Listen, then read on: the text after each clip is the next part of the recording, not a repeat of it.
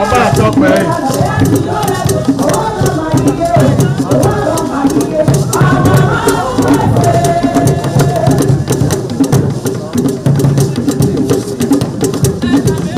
ẹgbẹ́ ìjúwà ọba àtọpẹ.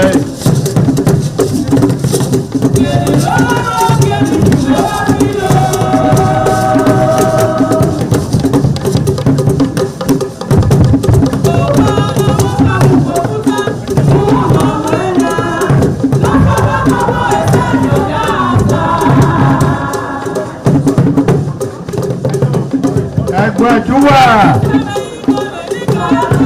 ọba àtọpẹ yìí.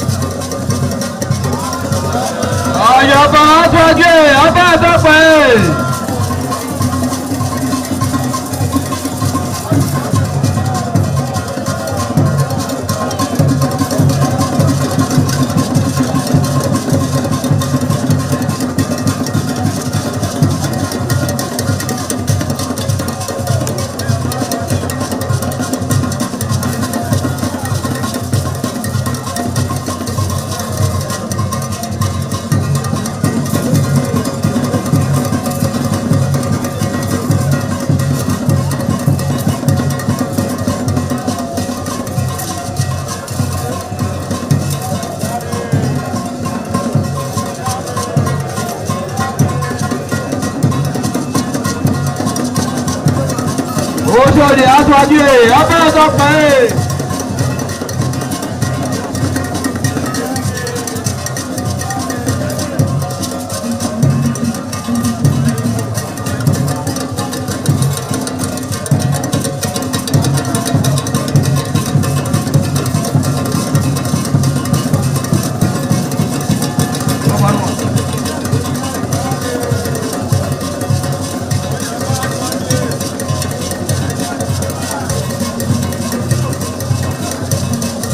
Àyàbá aṣáájú ẹ̀ ọba àtọ́pẹ́ ẹ̀.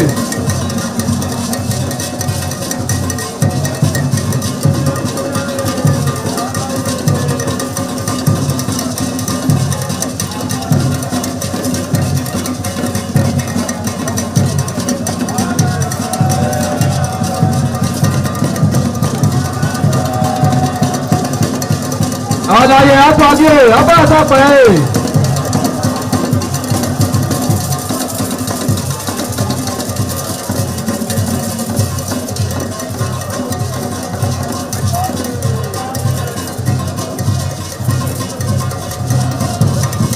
Ẹgbẹ̀júwà.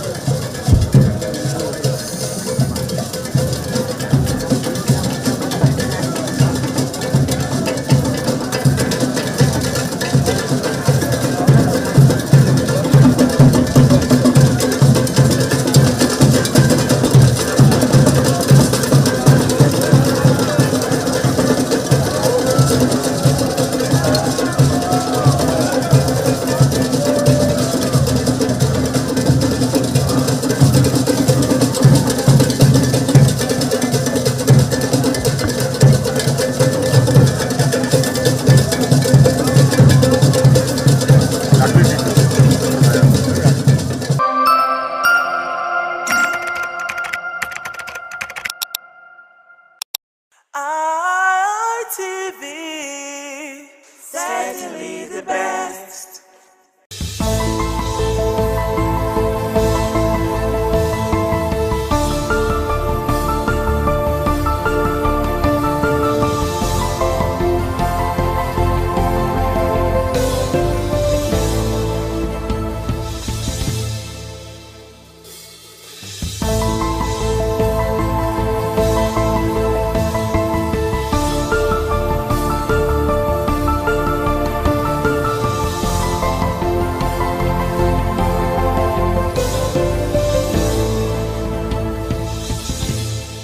It's such another lovely day, and it's always a delight to bring you the program Icons. Program designed specifically to showcase and unveil men and women of integrity, of character, so you can listen to them as they unveil their journey and what made them think in terms of impact and contributions to the community. So you can learn from their story and become the best version of you, especially at a time in our society where values have been thrown into the waste bin. Today on the program Icons on Independent Television, our guest is special, and that's because he's an octogenarian. And then secondly, he's also a former school teacher. In the next 25 minutes on the program Icons on Independent Television, my guest today is Owe Dixon Imasugie. But I heard now it's now Etose Dixon Imasugie. I'm sure he's going to let us into what all of this means. Pardon, sir. Thank you so much for granting us this interview with you on Icons on ITV. Thank you. You are welcome. Okay, let's begin from the basic. Tell us, what was it like growing up as a child? I mean, today you're very successful in very many ways. Time will fail us to unveil all of that. But how was it like growing up? Were you born with silver spoon, diamond spoon, or golden spoon? What kind of spoon were you born with, and what was life like growing up? I was born on January 21st, 1941. Here in this very room, or this very house. It's a family house. I lived a hard life when I was young. People know me. Even when I was in the modern school, not to talk of the primary school. I woke up every day by 4 o'clock, go to Lagos Street to sell Midwest Echo and Midwest Champion. Those were newspapers at the Those time. were newspaper, local newspaper Okay. at that time.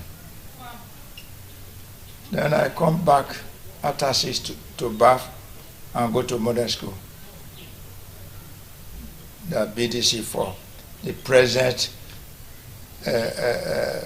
branch of Uniben in Ekewan Road.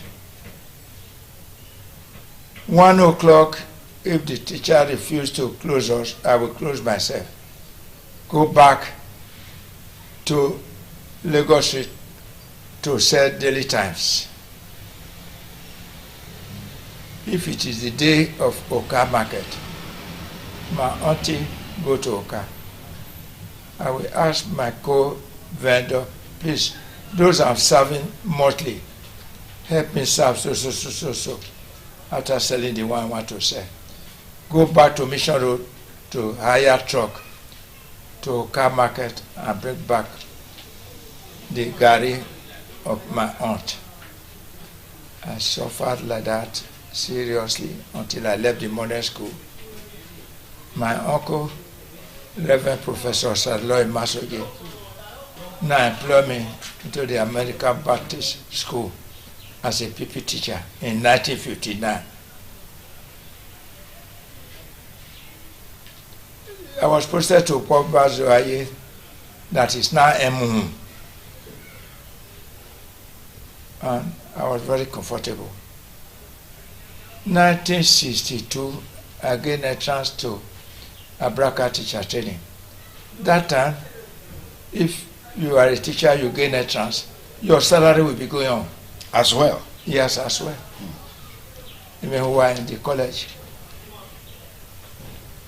But they sent out a circular which says they should retrench teachers. Last to come, first to go. I was in the teacher training. I didn't know the AA Yoruba man was no more friendly with my uncle, who was the head of the American Baptist. He put my name among those To be retrenched. to be retrenched. I had to run from Abraka down. Went to meet him. He said I should not talk to him at all. I wrote a petition listing more than 100 teachers I'm senior to that were still in the field. The ministry now sent it to him. He wrote that they should not mind me, that it is frustration that is worrying me. They look at those I listed and really saw that I was senior from 59 to 62. There were some who were even employed 61. They now wrote to him that he should restate me immediately and pay me all my arrears. As wicked as he is, he wrote to me and the headmaster of Ewowe, who later became Reverend B.O.A. Kato, that he's driving the wife for me to come and replace. Because the wife was also teaching in Ewowe. Yes, we are human beings. If I were to be a Kato, I would also be annoyed.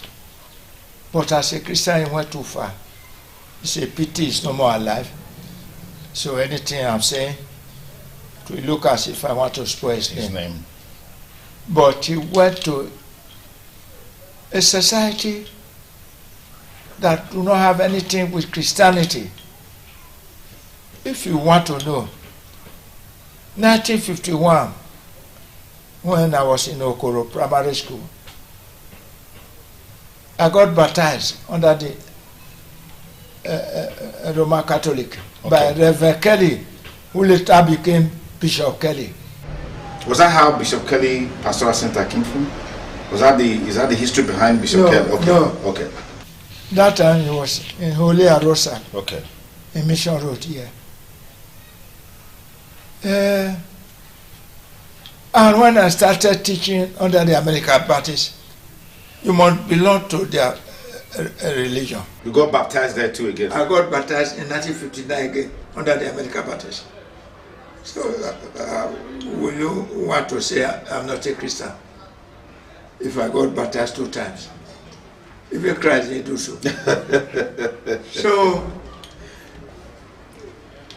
unfortunately for B.O. Ekato, the people who reported me to Owegbe have their ways of doing things. They follow the right line. They wanted to know if I'm their member. And if I'm their member, they will not do me anything. But if you are not their member?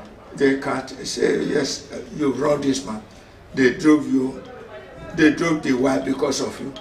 That was the allegation against you? Yes. Was it that Reverend Ekato of blessed memory now, he didn't know all that transpired to get to that point? First and foremost, when the AA administrative assistant wrote, I am driving your wife for this man to come and replace. Well, how human being? Yeah. I said just now that he has a right to be annoyed. Absolutely. Absolutely. But not to the extent as a Christian that he went. So you're saying he took your name to harm you? Yes. Because according to him, and that not only to harm me, that I should not spend more than a night alive in a way. But fortunately to me, I was staying in the captain's house in Okpobazwaye, that's Naimo. The man knew me as small teacher. He knew me anything that concerns native thing or not religious, you don't see me in it. So when they got there now, I told them, no, this man is not our member. But he will not wait and see that this is roof cannot protect somebody in his house. And as such, they should go and grab black charcoal and give to the headmaster meeting. Scatter taken that. They have already taken out. It's the same thing you say in the church now. Miracle that is no miracle. So they left. They now called me. I was still in Abraka. That's what moved me out of Abraka. Because if I'm not in the classroom, they will terminate me. Yeah. Whereas while there, I was still receiving my salary. So he warned me. I looked at him. I said, this man wants to cause trouble between 2 Christians. I didn't believe him. He looked at me and said, I know you didn't believe me. But all I will tell you, I don't know if it's only my members he approach. Please, don't sleep. That's okay. Not that I believe. I went there early with bicycle. By 7, I was already in a way. I went straight to his house. The way he received me, I said, that's too much. I said, so that devil wanted to cause trouble between me and my Christian brother. I went to the class. He gave me the class. It was, we were almost going to close it. So after 12, because we closed by 1, I said, this man still warn me, do not sleep. I said, let me see the headmaster. I went to the headmaster because all along I was sending excuses since I didn't report. I went there and said, sir, you know I've been sending excuses. He said, yes, yes. I said, I need to see my daughter this night. I said, that's okay. Don't. Please sleep. If you want to go 6 o'clock or 7 o'clock tomorrow morning, I will allow you to go. My brain You will to reset again because you'll be warned. 6 o'clock, 7, you allow me to go. Not that I'm still going to teach till now, and that's 6 o'clock in the morning or 7 when the student will start to come to school. I said, I believe this man. So immediately they knocked the bed to close on my bicycle. I said, tell the headmaster I'm gone. He started running after me. Anyway, why do Omari Mudiao, Omari Mudiao, which shows there was at least something on the ground. Which means there was a plan to eliminate you that night. I didn't come home because my things were still in Okobazwai, that is Naimu. I went there. That time, that is now Sopika, hold meeting 12 midnight. After 11, I went to wake up the Kate. The Kate title that time is now what we call Owele. Okay. I went to wake up the Kate.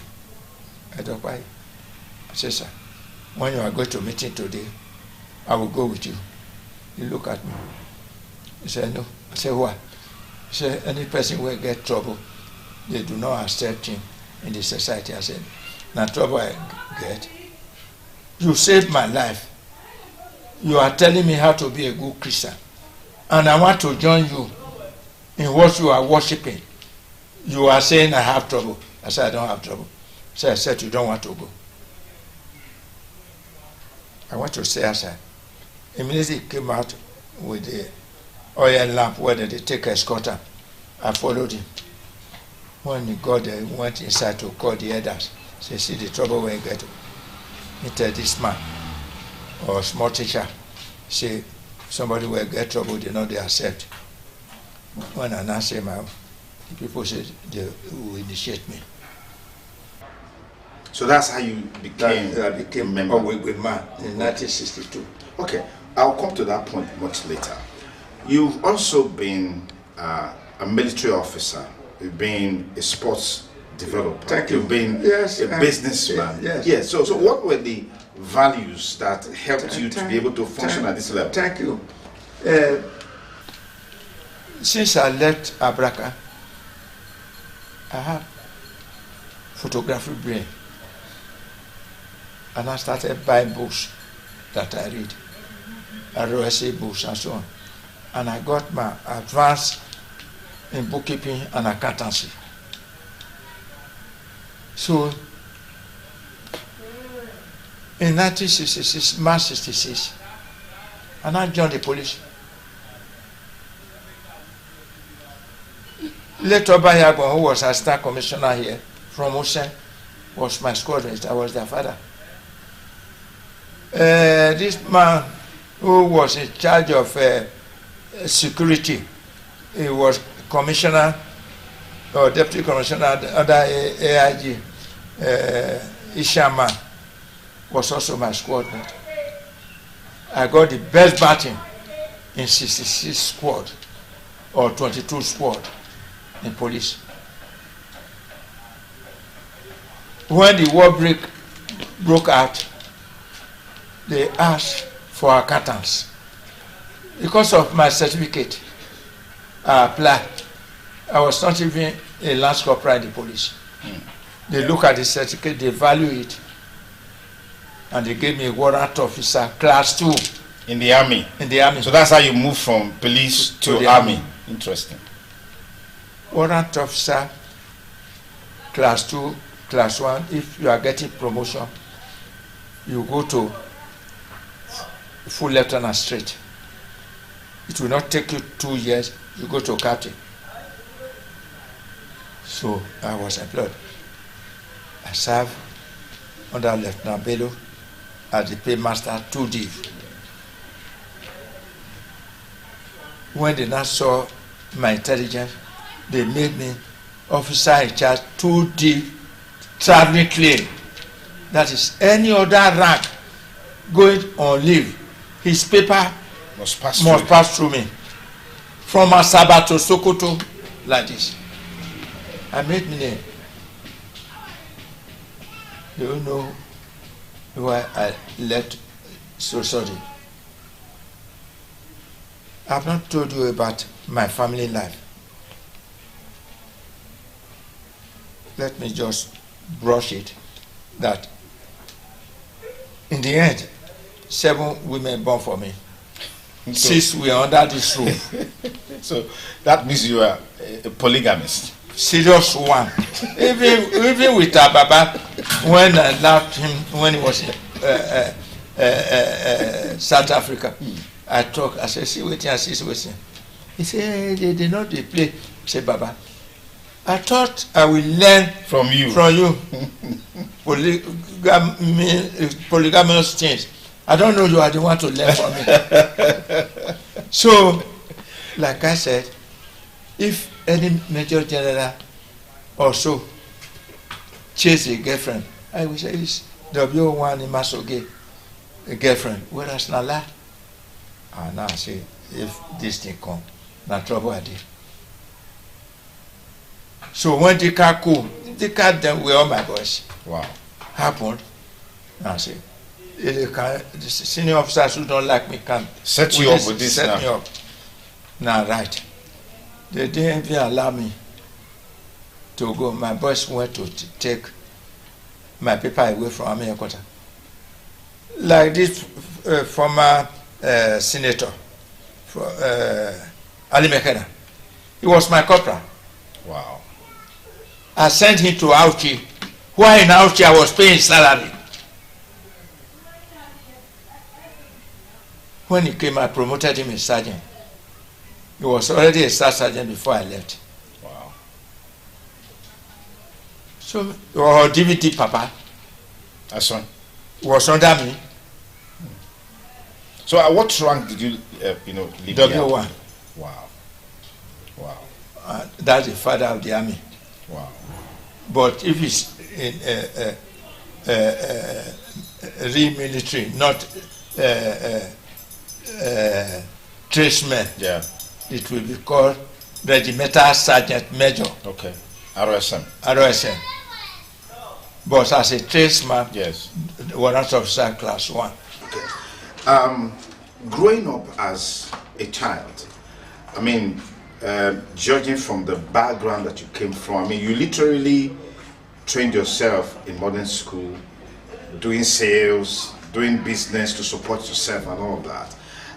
What would you say are the values, the virtues, the principles of life that you imbibed? And you also didn't talk about your parents, because hearing you say you have to work your way to go to school, do trades and stuff like that. Can you give us insight into that? Thank you. My mother left me and the other 2 children in 1946. When she left you, what do you mean by Left my father Okay. to marry another person. Okay. But the children, she gave birth to another 7 children. I trained all. Interesting.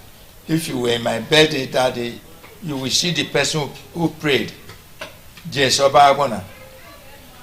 I trained him in Arewele, which is now Western Boys.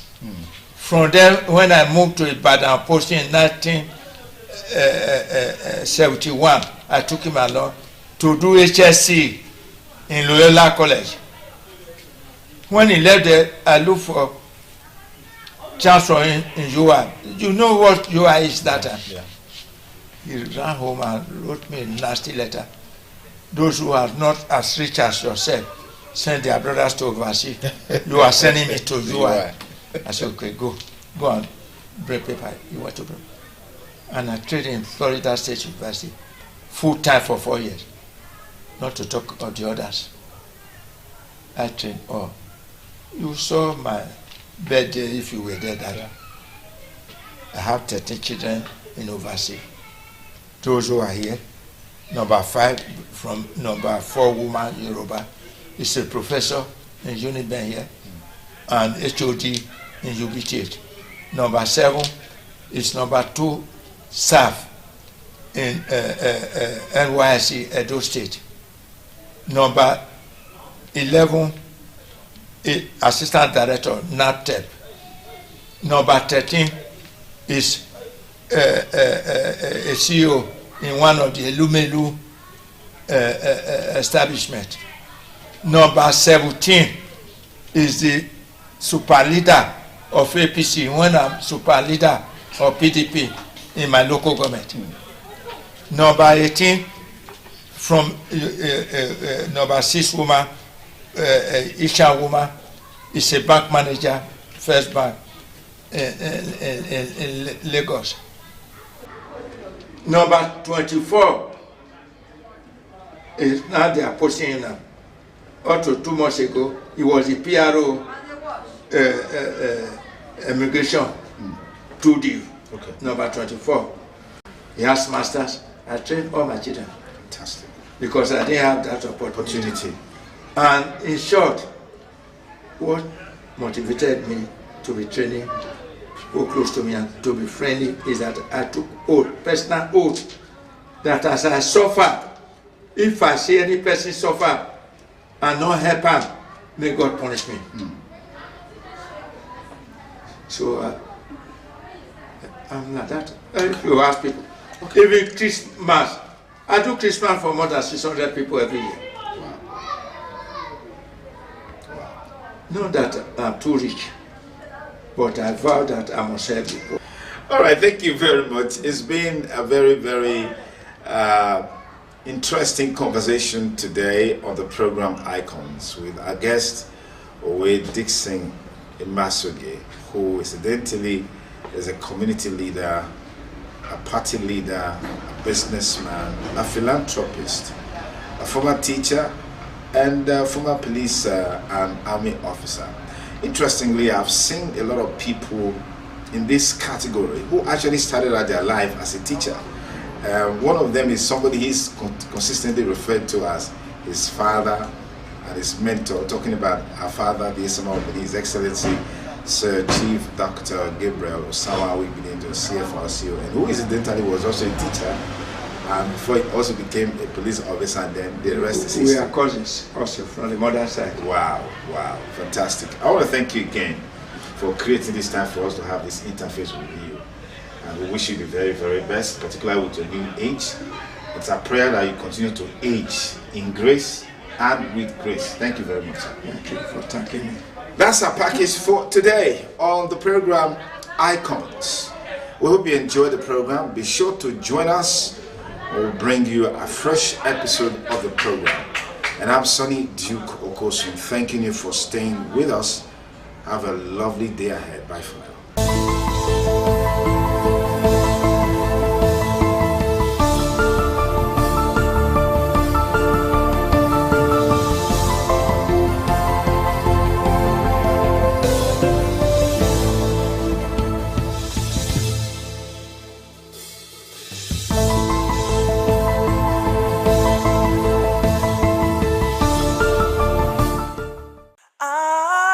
ITV, certainly the best.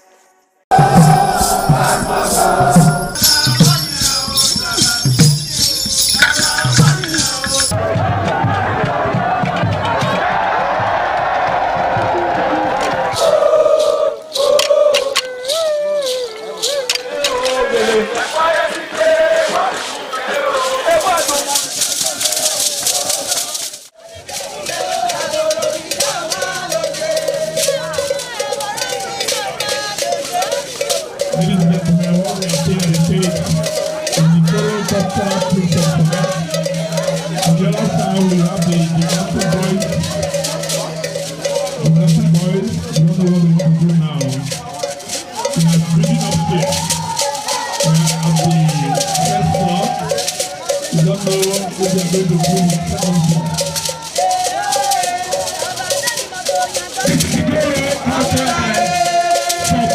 Always.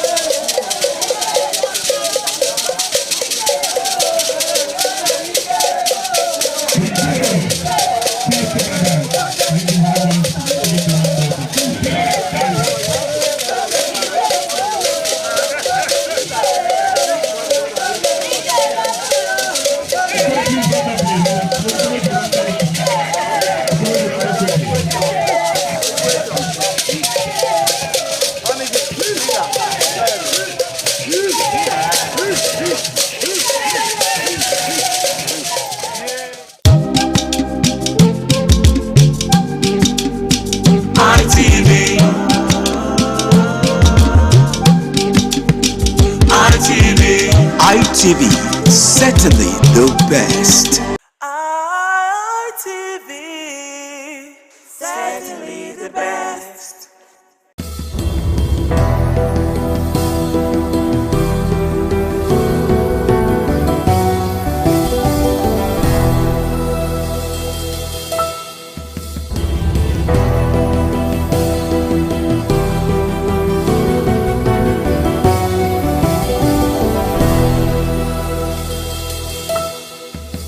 All right, now, very good morning to you. Of course, I always tell you that that's the curtain raiser. Once you hear and you see that, definitely you know that it's time for the program this morning on ITV. My name is Evan Sudohugi. I'm not alone here. I've got my co-anchors, beautiful Anoluwakbo Stevens is right here, and Wilson Marshall. Good morning, and lady and a gentleman. Good morning, Evans. All right, Wilson, good morning. It's an exciting Wednesday morning right here once again. Some say we'll go yet again. Yeah, absolutely. I know you're almost looking at the public holiday. I mean, tomorrow public holiday, on Friday public holiday, and you're almost dressed up for the holidays. Absolutely. I mean, who wouldn't love to just have a time to relax? But let's not forget the essence of the holiday and the celebration. It's for the Muslim faithfuls and all of us just, you know, excited to celebrate. But then on the other hand, there are those Nigerians who are saying, how about you add a Monday and you make it Friday and Monday so we can enjoy the feel of the holiday? But well, I think it's going to be a long weekend. I mean, we have tomorrow, Thursday, Friday, and Saturday, Sunday, so about 4 days. But usually, I know you talk as if it's going to be a free time for you. I mean, tomorrow you're on duty. That's the annoying part. The part that you get to announce it and you don't get to enjoy it fully. But either ways. All right, so Wilson, the president is in UK, you know, right now. As a matter of fact, the state visit starts today. It's a 2-day state visit today and 19. That's tomorrow. I don't know, expectations. You know, lots of things have been said. Whether the president should have left the country this time, considering the plethora of things happening. Nigerians are buying fuel at very high rates, and insecurity here and there, and all that. Wilson. Well, let's say this trip has been planned for quite a long time, and this is the first time they're giving us that total honor by the king right now of England. He's going to say the prime minister. It's all about bilateral relations. Talking about fuel price, we all know the cause of this now. The war raging between U.S., Israel, and Iran, Strait of Hormuz, the dollar fluctuating, the economy fluctuating. 20% of the world economy tied to the Strait of Hormuz. So that is not really the fault of Mr. President. I'm talking about security situation. Yes, it is annoying. Yes, it is painful. But there are some things that just cannot be undone. It's already in motion. Mr. President, you've been given an invitation by the King of England. You have to honor it.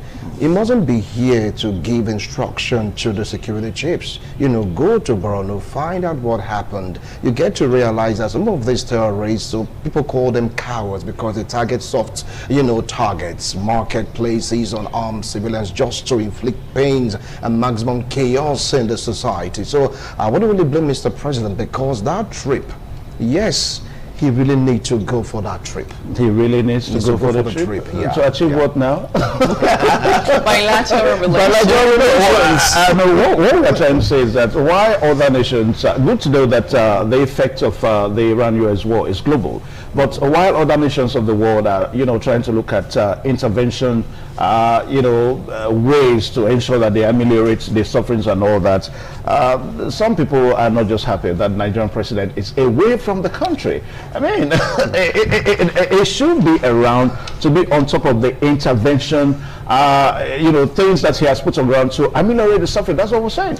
But then again, who wouldn't want to? Because this is the first time in 4 decades that we are having a Nigerian state visit to the UK. Let's not forget the colonial background conversation to this. I mean, the last time Nigerian state visit was actually considered by one of Britain's most important diplomatic tools took place in 1988, and that was under the military rule of Ibrahim Babangida, where he went to meet Queen Elizabeth II. So many things to talk about as regards this. Yes, we know that the timing may not be pleasant, but just as Wilson did say, this didn't just come now. It's been on for a couple of months. We heard it on the news that we're going to be having the state visit in March 2026, and eventually it is here. But different feelings to this. A lot of persons are saying, why do we have almost all of the cabinet in the UK? Yeah. And then there are those who are saying, when it gets to your turn, do not carry everybody along. But I don't know, this is Nigeria, right? So we have governors,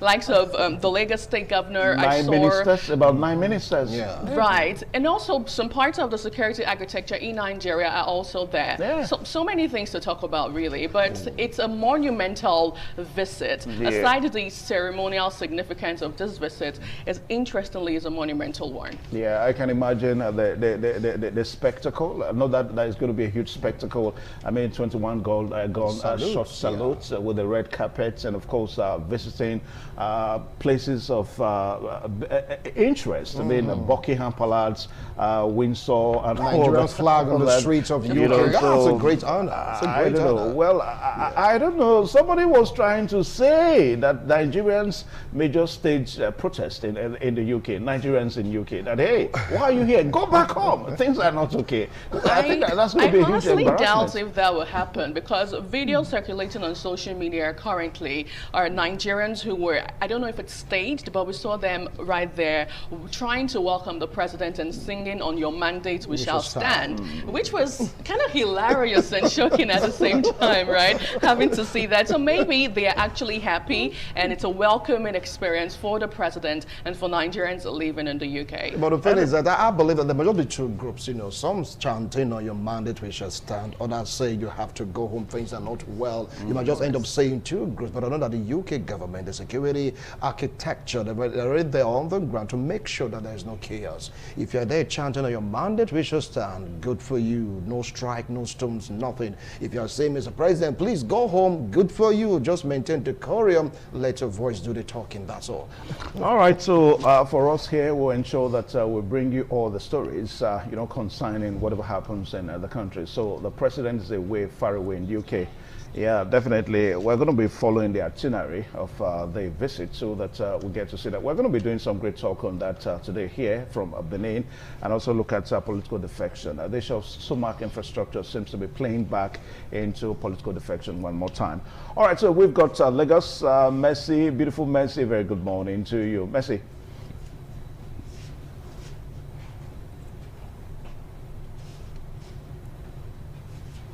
Mercy, good morning. Good morning, Evans. Good morning, Wilson. Good morning, Anu. All right, I think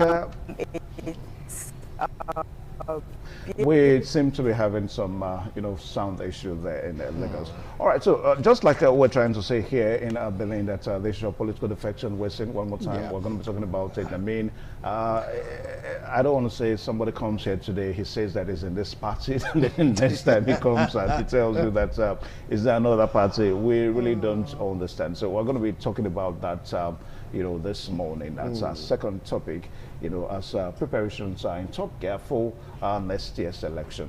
Well, the political defection is like getting too much. Sometimes take a look at the situation, it gets some unnerved, like what is really going on. Now, majority of Nigerians and political party of the opposite side are blaming Mr. President for trying to turn the nation into a one-party system. Remember when Tinubu was the governor of Lagos? He was the only one in AD. Was it AD or AC? He stood alone for years. He did not defect. So why can't they borrow a lead from him?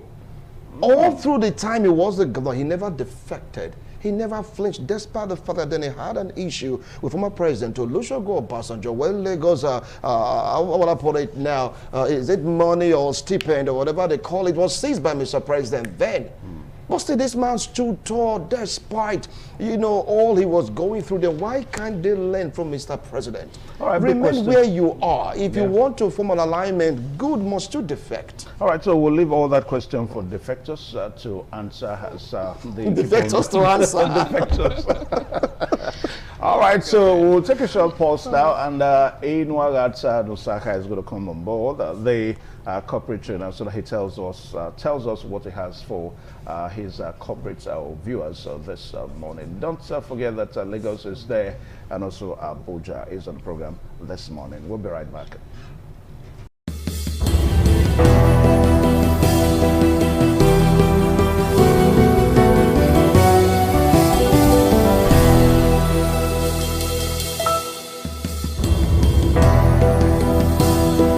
Inwagata Nosahai Estima Amiebone, and I'm so delighted to come your way again this Wednesday to add premium value to your day, add color to your career, add premium value to your business, to that NGO vision you are driving, another vision you are also driving out there as an individual, as an organization, and even those of us in government sphere, those of us in government agency and MDAs.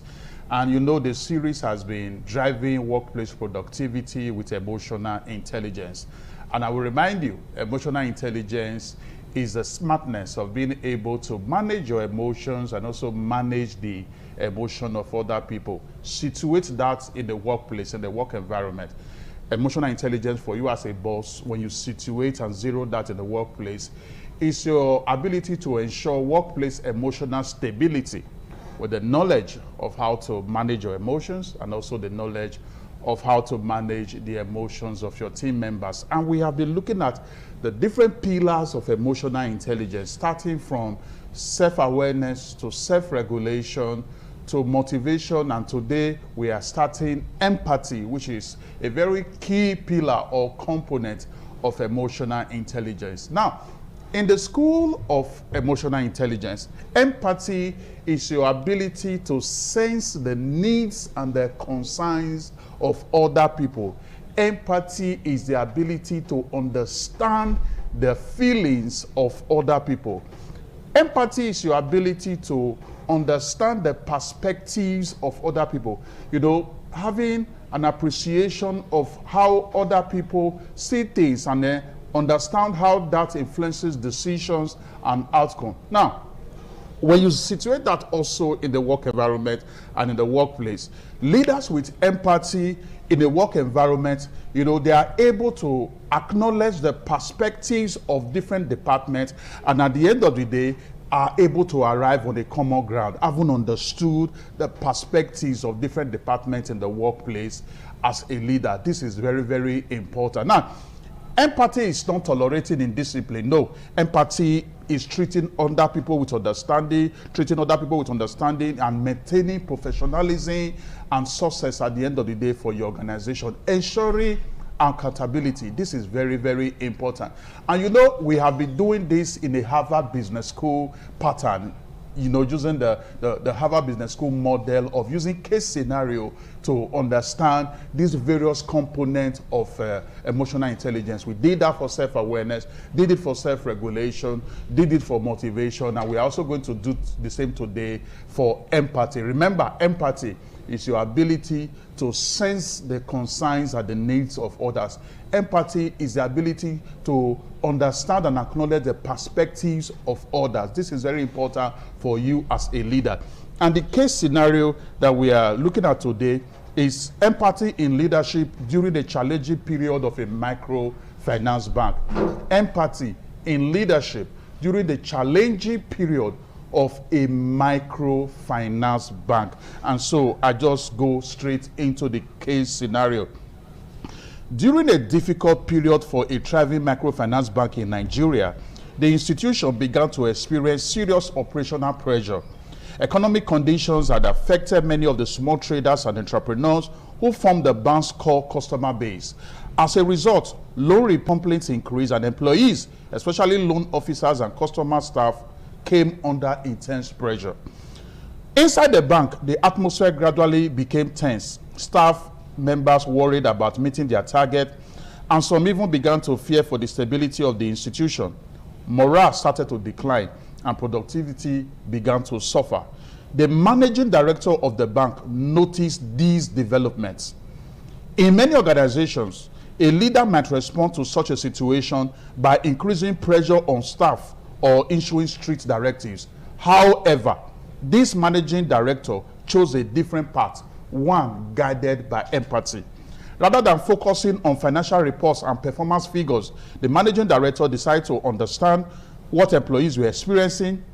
A series of staff engagement and meetings were organized across different departments of the bank. During these sessions, employees were encouraged to speak openly about the challenges they were facing in their daily work. The managing director listened attentively as loan officers described the difficulty of recovering loans from struggling customers, and as customer service staff explained the emotional strain of handling frustrated clients. Instead of dismissing these concerns, the managing director acknowledged them and openly appreciated the efforts employees were making under such demanding conditions. After listening carefully, the managing director introduced practical steps to support the staff while safeguarding the bank's operations. Loan recovery strategies were adjusted to allow more flexible engagement with customers facing genuine difficulties. Additional component of emotional intelligence can make a significant difference in leadership. Now, this is what we are going to do. I just read the case scenario of this particular microfinance bank for you, and how the managing director demonstrated empathy, which is the ability to sense the concern and the needs of others, you know, especially in leadership. So we are going to look deeper the practical way that the managing director of this particular microfinance bank in Nigeria exhibited this empathy. Number one, the managing director noticed the emotional state of the staff. The managing director noticed the emotional state of the staff. That is empathy, the ability to understand the feelings of other people. The leader noticed the emotional pressure staff were going through, the stress, the fear, and the declining morale. That is the first display of empathy, recognizing how people are feeling. Then the second way the managing director of this microfinance bank exhibited empathy. The next strong display of empathy by the managing director was creating opportunities for employees to express themselves and speak freely about their challenges. This is very, very important as a leader. Empathy is about giving people a voice. You should be able to allow people to air their challenges, because a critical definition of empathy is being able to understand the challenges that people are going through, that your people, your team members are going through. And then you need to also give them that platform to be able to express that challenge they are going through. Then the third way that the managing director of this microfinance bank exhibited empathy is that the managing director listened attentively and validated their feelings. Very, very important. This is deeply profound. Listening alone is not enough. Many challenges, and with that, he will be able to, remedy the situation challenges, and with that, he will be able to, remedy the training to manage difficult customer conversations, practical measure, communication channels were strengthened so employees could easily seek help, practical measure. This shows empathetic leadership in action, turning understanding into support. So, as a leader, what leadership lesson can you glean from this? So we are just going to, conclusively look at 3 leadership lessons from this case scenario as exhibited by the managing director of this particular microfinance bank in Nigeria. Number 1, Understanding people strengthens organizational resilience. Leaders who take time to understand the challenges faced by their employees are better positioned to guide their organization through difficult times. This is just what I said just now. If you are patient enough, if you are empathetic enough to understand what your people are going through while working for you, you will be able to, resolve the issue. You'll be able to manage the situation and then take your organization, your business, your vision from that challenge, through empathy, through understanding what your people are going through, and then coming up with practical measures. This is very key. The second leadership lesson from this case scenario is that listening builds trust and commitment. When leaders listen sincerely and acknowledge the concerns of their teams, employees feel valued and become more committed to the success of the organization. Very important. Then the third leadership lesson we can glean from this case scenario of this empathy exhibited by the managing director of a microfinance bank is that empathy enhances effective decision making. Empathy enables leaders to balance organizational goals with the well-being of employees, leading to decisions that strengthen both performance and workplace morale. So empathy enables leaders to balance organizational goals with the well-being of employees. And this is one, aspect you need to take very serious as a leader. Remember, we are looking at driving workplace productivity with emotional intelligence, and we are on the fourth component or pillar of emotional intelligence, which is empathy. We are still going to take empathy deeper when I return next week, Wednesday. I know you want to reach me. My email is inuagata@gmail.com. Send your questions, send your inquiries, and when I return next week, I will still remain the amiable Inuagata no Sahai. Your day is so blessed. Thank you.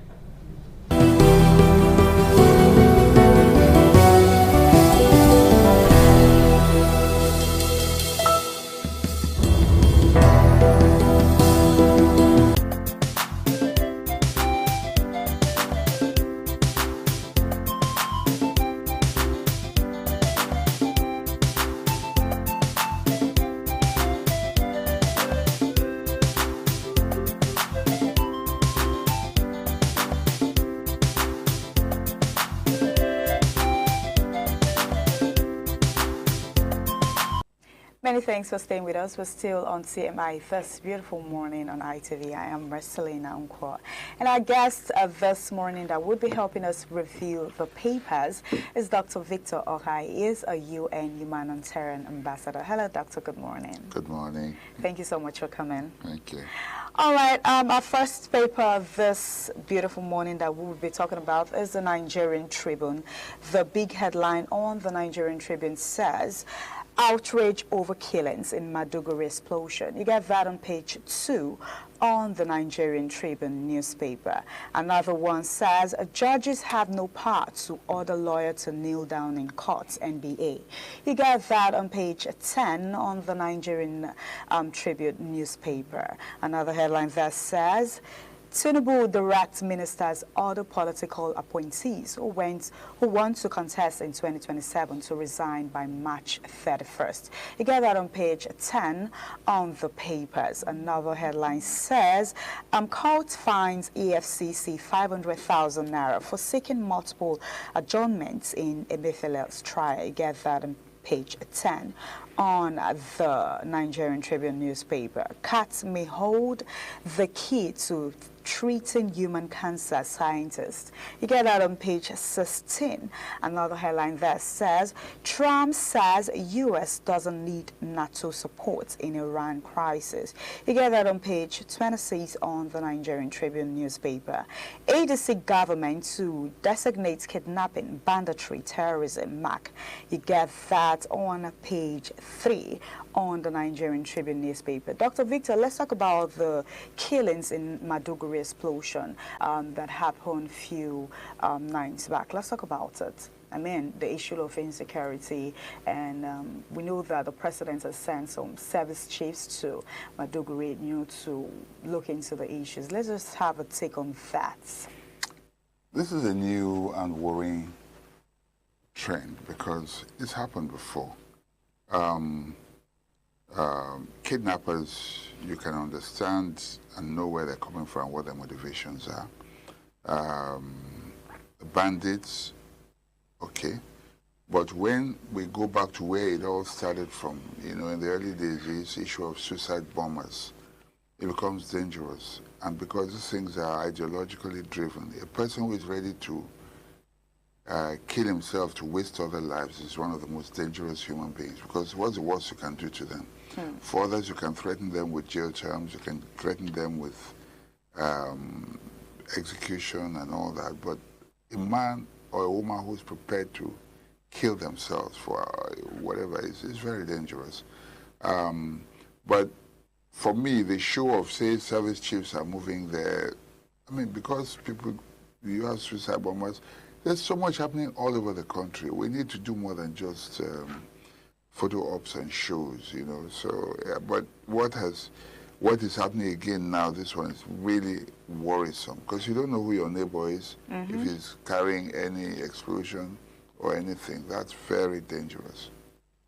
All right, moving on, let's quickly take a look at the Daily Sun newspaper. The big headline on the Daily Sun newspaper says, Borno terrorist attack, police confirm 23 dead, 108 injured. Still the same headline. Another one says, quit office before March 31st. Tinubu orders appointees with political ambition. You get that on page 8 on the papers. Kaduna bandits threaten to kill 32 adoptees if 30 million naira ransom is not paid. Interesting.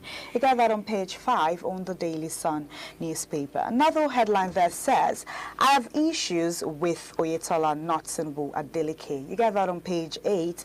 Another one says, federal government urges oil industry operators to accelerate short-term production gains. You get that on page 28 on the Daily Sun newspaper. Another headline that says, DSS arrests suspected gun runners in Cross River with 832 live ammunition. You get that on page 5 on the Daily Sun newspaper. Soludo sworn in for second term, promises to do more for Anambra State. A sub-writer says, Shatima Obasanjo Jonathan orders attend inauguration. You get that on page 29 from the Daily Sun papers. Let's still on insecurity issues. Bandits threatening to kill 32 abductees if 30 million naira ransom is not paid. It's the audacity for me. These people get bolder and bolder because,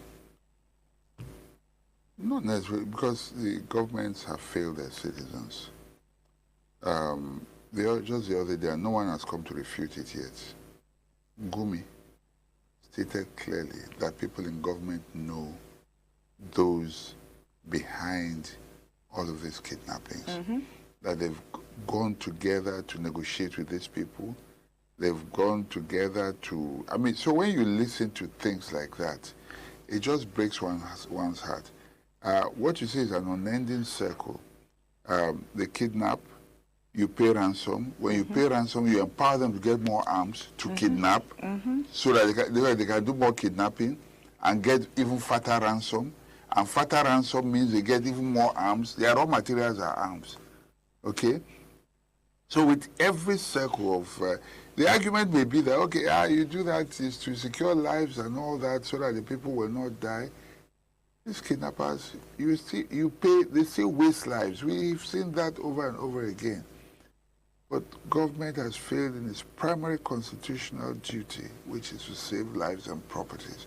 And that's why we see that this issue of kidnappers threatening to kill victims over 30 million naira. Do you know what the worth of, you don't know, without single life, imagine, God forbid, that someone like Alhaji Rabi or Bua Cement or Dangote, any of them, was kidnapped years ago and their enemy murdered, let me put it that way.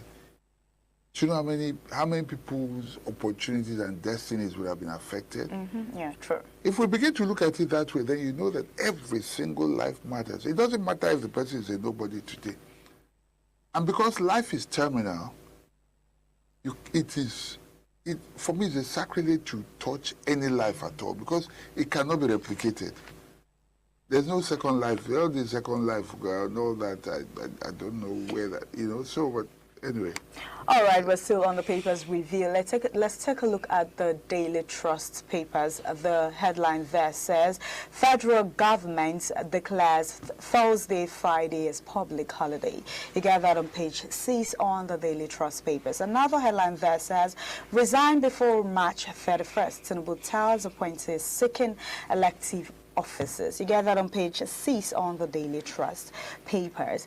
Tinubu and the imperatives of cooperative federalism. You get that on page 24 on the Daily Trust paper. The big headline there says, 30 days after ICPC fails to arraign El-Rufai. You get that on page 3 and also on page 4 on the Daily Trust newspaper. Another one says, Maduguri blasts, army warns of multiple suicide bombers in Borno. You get that on page 5. Another headline there says, bandits kill 15 in Castina local government. You get that on page 26 on the Daily Trust newspaper. U.S. Director of Counter-Terrorism resigns over Iran war.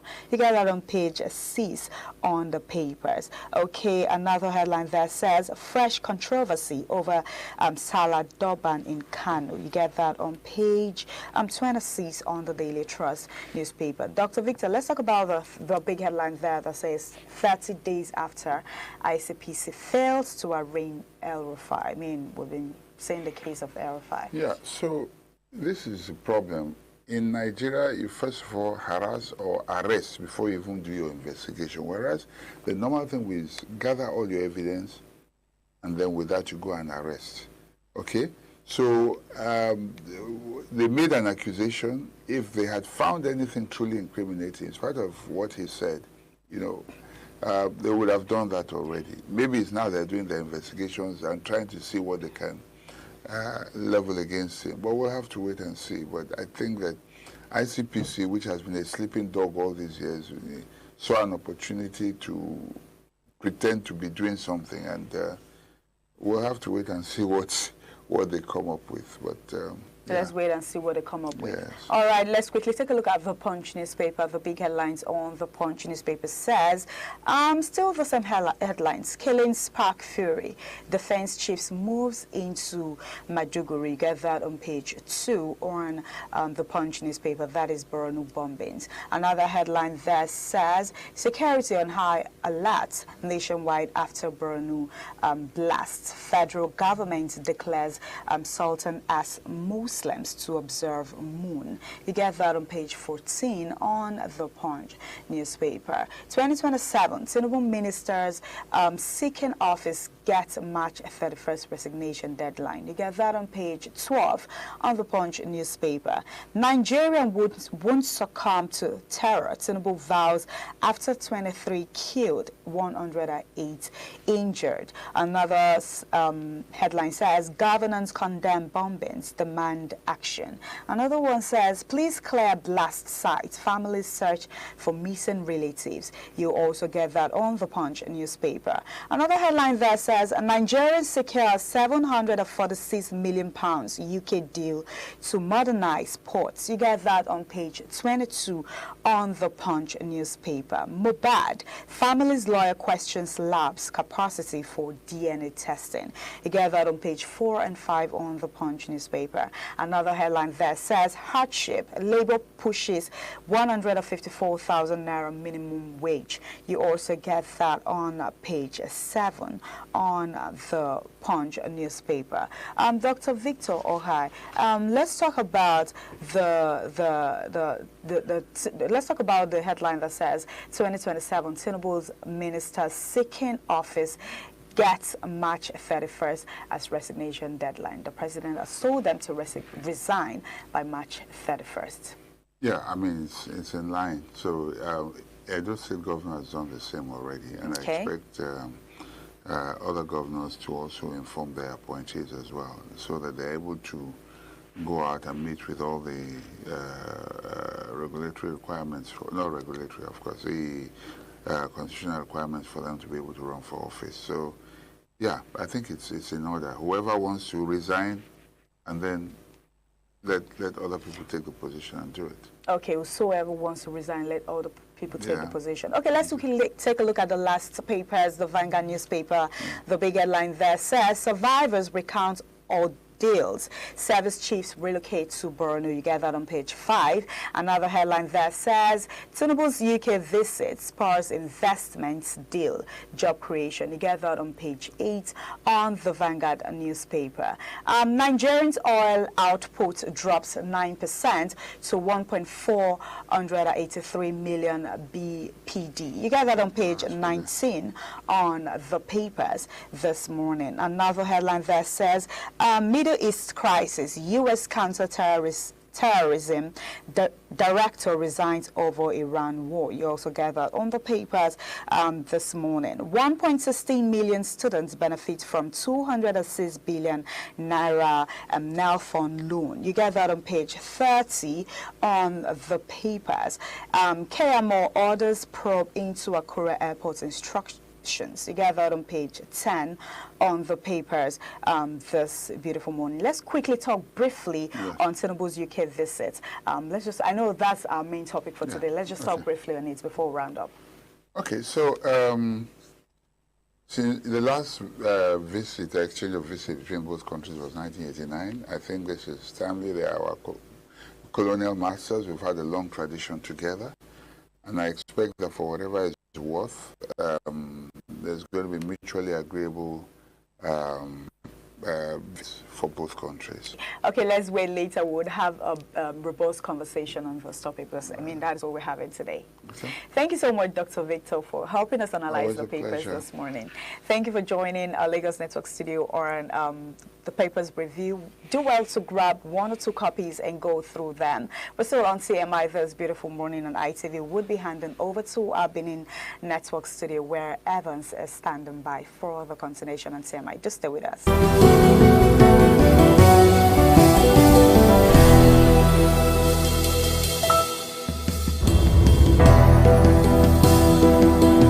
All right, thank you. Here, the program still on your television this morning on RTV. Yes, we are following the very first discussion this morning where the President of the Federal Republic of Nigeria, President Bola Ahmed Tinubu, is in UK right away. We understand that it's a state visit and very, very historical in the sense that for the first time in more than 3 decades, for about 37, 38 years, that we're having a Nigerian president paying a state visit to the government of the United Kingdom. Well, major activities about the state visit is going to be held at the Windsor Castle. And we understand that this morning, the British Prime Minister Keir Starmer is going to be receiving the President Bola Ahmed Tinubu. Well, to look at all this this morning and see how Nigerians are reacting and, of course, the expectations of the visit, we have 2 guests with us here this morning. First, we have Dr. Peter Owaibi, who is joining us virtually and all the way from UK. Dr. Peter Owaibi, nice to have you on the program. Nice to have you too. Good morning. And also too, we have Bishop Akalame, who is right on set here with us in Benin. Bishop, a very good morning. Good morning, Basnogi. Okay. And my co-anchor, Wilson Obansho, is also here. Wilson. I was here. All right, now. All right, so we'll go straight to UK, where we'll have Dr. Peter Owaibi right there. Now, our president, your president, is right there with you in the UK. Now, you tell us, what is the atmosphere like? I mean, the state visits, all the activities, the itinerary, and all that. What is the atmosphere like? Hello, let me thank you once again, the most veteran anchorman, Evans. The atmosphere in UK is nothing to celebrate about. I mean, the state visits naturally or normally means the people, the state, the people, that is the citizens of the country of Nigeria. And the president of Nigeria, President Bola Tinubu, is in direct representation of the people. Wherever he goes as the president of Nigeria is representing the Nigerian people. That is the fact. And so as a state visit, going to England, the English are receiving him as receiving the Nigerian people. And so he's here in the UK, and there's no fanfare. Most Nigerians are not aware of his visit. It was not publicized, and over 90% of the Nigerian diasporas in UK are not aware of it.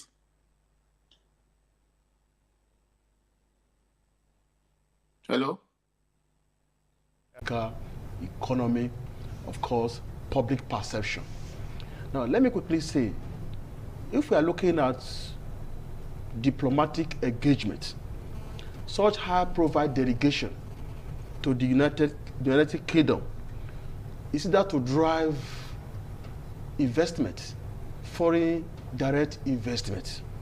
Let me quickly say, these are presumptive implications of such, of which, if at the end of the day, the travel does not yield this result, these presumptive implications, then Nigeria will talk.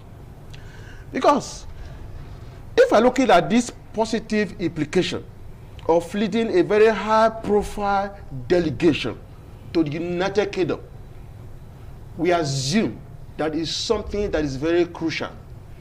You see, that is all about policy coordination, where you have a cut across sectors, like the finance, power. Maybe that is why they have to go, or to tie what synergy and relationship. But if you look at it on the negative side, because we must wait on both sides, positive and negative. You will say, in a country where people are not tightening their belts, where there's inflation, where there's poverty, where people are suffering, where there's pressure on our currency, then consider the cost of flights. Don't we have reduced the size of the people that were back on such journey? Don't we have virtual meetings? Considering the economy situation in the country today, you see, sometimes we need to call a spade, because the reality on the ground today is something we should not deviate from. My brother, I can tell you that Nigerians are so resilient that they can withstand any condition. That is where we are. As I was going just now, I look at the road. You know, it's dried. Vehicles are down the road. I bought for 1,300 naira. We need to activate measures that will alleviate the pull of the people.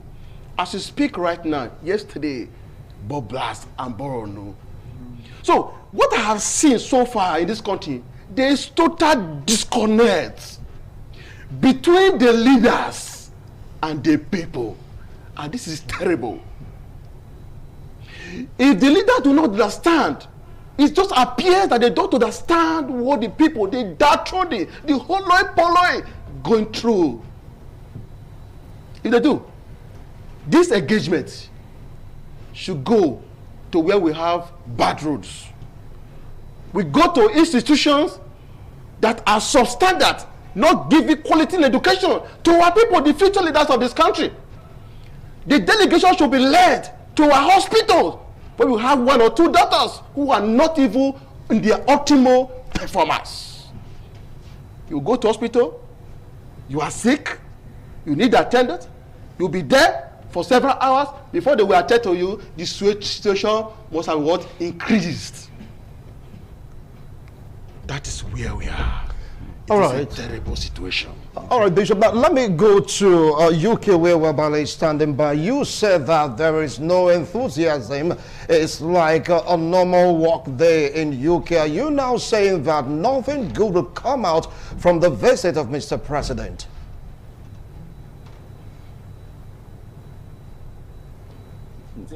Dr. Peter Waibe.